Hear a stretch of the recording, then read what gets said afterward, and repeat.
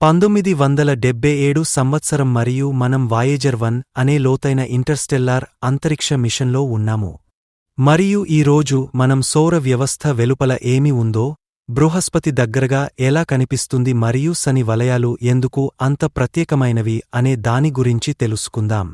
మరియు మరొక ప్రపంచంలోని జీవుల కోసం మన దగ్గర ఒక సందేశం కూడా ఉంది. మనం గ్రహాంతరవాసులకు పంపాలనుకుంటున్న ఈ సందేశాలు ఏమిటి? వాయేజర్ 1 మిషన్లోకి వెళ్దాం. నేటి వీడియోలో సెప్టెంబర్ 5, 1977 కేప్ కన్నిబాల్ను మనం చూస్తాము. వాతావరణం సంక్లిష్టంగా ఉంటుంది. టైటాన్ థ్వీ ఈ రాకెట్ లాంచ్ ప్యాడ్లో నిలబడి ఉండటంతో శాస్త్రవేత్తలు మరియు ఇంజనీర్లు తమ చివరి తనిఖీలను చేస్తున్నారు. దానిపై మన వాయేజర్ 1 అంతరిక్ష నౌక మోస్తోంది. కౌంట్డౌన్ ప్రారంభమవుతుంది మరియు మన రాకెట్ తీవ్ర శక్తి మరియు కంపనంతో పైకి లేస్తుంది. 10 సంఖ్య 876 లాచ్ తీసిన కొన్ని నిమిషాల తర్వాత మనం భూమి వాతావరణం నుండి బయటకు వెళ్తాము. అక్కడి నుండి మన భూమి నీలిరంగు పాలరాయి బంతిలా కనిపిస్తుంది. కొంత దూరం వెళ్దిన తర్వాత మన రాకెట్ మన అంతరిక్ష నౌక నుండి విడిపోతుంది మరియు మనం అంగారక గ్రహానికి బయలుదేరుతాము. కొన్ని రోజులు ప్రయాణించిన తర్వాత మన ముందు ఒక ఎర్రటి గ్రహం కనిపిస్తుంది. అది అంగారక గ్రహం. ఇది ఎల్లప్పుడూ మానవ ఉత్సుకతకు కేంద్రంగా ఉన్న గ్రహం. వాయేజర్ అంగారక గ్రహంపైకి ఎగరినప్పుడు మీరు వేరే గ్రహాంతర ప్రపంచానికి వచ్చినట్లు మీకు అనిపిస్తుంది. సౌర వ్యవస్థలో అతిపెద్ద అగ్నిపర్వతం అయిన ఒలింపస్ మార్స్ మీకు ఎవరెస్ట్ శిఖరం కంటే 3 రెట్లు ఎత్తు ఉండే భారీ పర్వతంలా కనిపిస్తుంది. అంగారక గ్రహం యొక్క ఎండిన నదులు, బేలు మరియు లోయలను చూస్తే ఇక్కడ గతంలో ఒక నాగరికత ఉన్నట్లు మీకు అనిపిస్తుంది. కాని మనం ఈ గ్రహాన్ని అన్వేషించడానికి ఖచ్చితంగా వస్తాను కాని ఇప్పుడు మనం బృహస్పతి వైపు వెళ్తున్నాము. అంగారక గ్రహం తర్వాత మన అంతరిక్ష నౌక బృహస్పతి వైపు కదులుతుంది. ఈ గ్రహం పూర్తిగా భిన్నమైన రూపంలో కనిపిస్తుంది. నేను బృహస్పతిని మొదటిసారి చూసినప్పుడు ఎవరో వేరే పెయింటింగ్ వేసిన ఒక పెద్ద నిర్మాణం ముందు నేను నిలబడి ఉన్నట్లు నాకు అనిపించింది. బృహస్పతి యొక్క గ్రేట్ రెడ్ స్పార్క్ వేల సంవత్సరాలుగా కొనసాగుతున్న తుఫాను. దాని పరిమాణం భూమి కంటే రెండింతలు. ఈ తుఫాను భూమిపై జరిగి ఉంటే మొత్తం ప్రపంచం రెప్పపాటులో ముగసి ఉండేదని ఊహించుకోండి.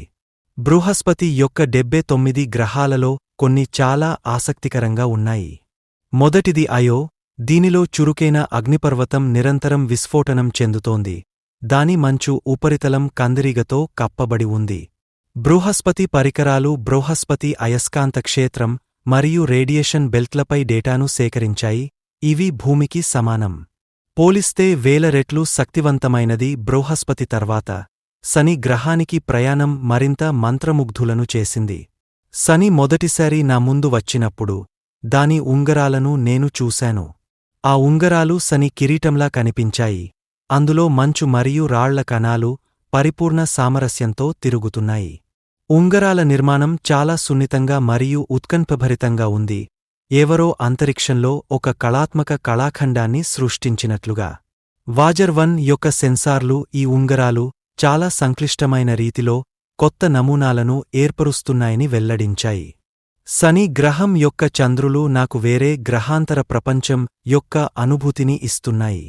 శని గ్రహం యొక్క అతిపెద్ద చంద్రుడు టైటాన్ పూర్తిగా వేరే గ్రహంలా కనిపించింది. దాని మందపాటి నారింజ మరియు పసుపు వాతావరణం నాకు వాయేజర్ 1 యొక్క గ్రహాంతర గ్రహాన్ని గుర్తుచేసింది. డేటా ప్రకారం మీథేన్ మరియు తరువాత టైటాన్పై నదులు మరియు సరస్సులు ఉన్నాయని నేను ఆశ్చర్యపోతున్నాను. టైటాన్ ఉపరితలం క్రింద ఏదైనా జీవం ఉందా అని ఆలోచిస్తున్నాను. శని తర్వాత మా తదుపరి గమ్యస్థానం యురేనస్. ఒక మంచుతో నిండిన గ్రహం. యురేనస్ యొక్క లేత నీలమాకుపచ్చ రంగు అమూల్యమైన రత్నంలా కనిపించింది. అత్యంత అసాధారణమైన విషయం ఏమిటంటే దాని వంపుతిరిగిన సామర్థ్యం వ్యవస్థలోని ఏ ఇతర గ్రహంతో పోలిస్తే చాలా ప్రత్యేకమైనది. వాయేజర్ పరికరాలు యురేనస్ యొక్క అయస్కాంత క్షేత్రం మరియు వాతావరణం గురించి కొన్ని కొత్త అంతర్దృష్టులను సేకరించాయి.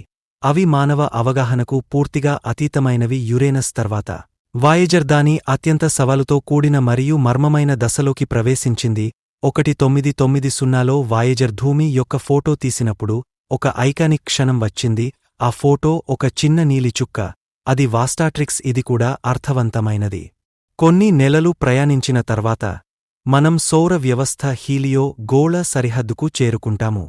దీని వెలుపల వేరే ప్రపంచం ఉంది. 2012లో వాజర్ 1 అధికారికంగా ఇంటర్స్టెల్లార్ అంతరిక్షంలోకి ప్రవేశించింది. ఇక్కడ నేను ప్లాస్మా తరంగాలు మరియు కాస్మిక్ కిరణాల పరస్పర చర్య యొక్క భిన్నమైన విశ్లేషణను చూడగలిగాను. ఇది చాలా వింతైన ప్రపంచం. ఇక్కడ ఏ సూర్యుడు లేదా నక్షత్రం ప్రభావం లేదు. గెలాక్సీ యొక్క నిశ్శబ్దం కాని శక్తివంతమైన ఉనికి యొక్క భావన మాత్రమే ఉంది. ఇక్కడ స్థలం యొక్క శూన్యత మరియు తెలియని దృగ్విషయాలు నన్ను నిరంతరం రంజింపజేస్తున్నాయి. ప్రతి సెకను నేను ఒక కొత్త ఆవిష్కరణకు సాక్షిగా మారుతున్నాను.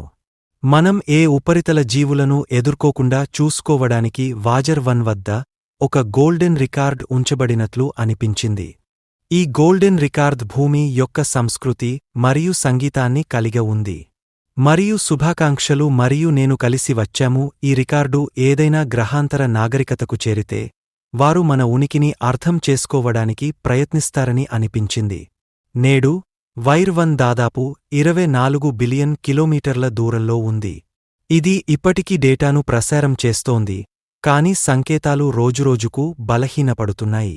ఒక రోజు భూమితో దాని సంబంధం పోతుంది, కాని అప్పటి వరకు నేను ఈ నక్షత్రాల మధ్య ప్రయాణానికి సాక్షిని. ఒక రోజు ఏదో ఒక గ్రహాంతర నాగరికత ఈ అంతరిక్ష నౌకను చూసి వారి మొదటి పరిచయం అనంతంలో తప్పిపోయిన ప్రపంచంతో జరిగిందని నేను అనుకుంటున్నాను. వైర్ 1 లక్ష్యం శాస్త్రీయ మరియు తాత్విక ప్రయాణం. దీని ద్వారా మన భూమి చాలా చిన్నది కాని మన కలలు చాలా అనంతం అని మనం గ్రహిస్తాము. ఈ లక్ష్యం కేవలం అంతరిక్ష నౌక ప్రయాణం కాదు, మానవాళి యొక్క అపరిమిత సామర్థ్యం యొక్క ప్రయాణం. వైర్ ఫారెస్ట్ అనే చిహ్నం ఎల్లప్పుడూ మనకు గుర్తు చేస్తుంది మనకు ఏదైనా సాధించగల సామర్థ్యం ఉందని, మనం మన కలలను అనుసరించాలని అప్పుడు తెలుస్తుంది.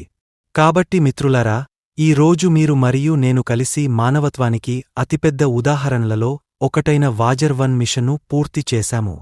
కాబట్టి మిత్రులారా, మీరు కూడా వాజర్ 1 మిషన్కు వెళ్లాలనుకుంటే వ్యాఖ్యల విభాగంలో మాకు తెలియజేయండి మరియు దానికోసం మీరు ఈ ఛానెల్కు సభ్యత్వాన్ని పొందాలి. ఇంకా మీరు శని గ్రహానికి అంతరిక్షయాత్ర చేయాలనుకుంటున్నారా? ఎడమ వైపున ఉన్న వీడియోపై క్లిక్ చేసి శని గ్రహానికి మిషన్ కి వెళ్ళండి. చూసినందుకు ధన్యవాదాలు.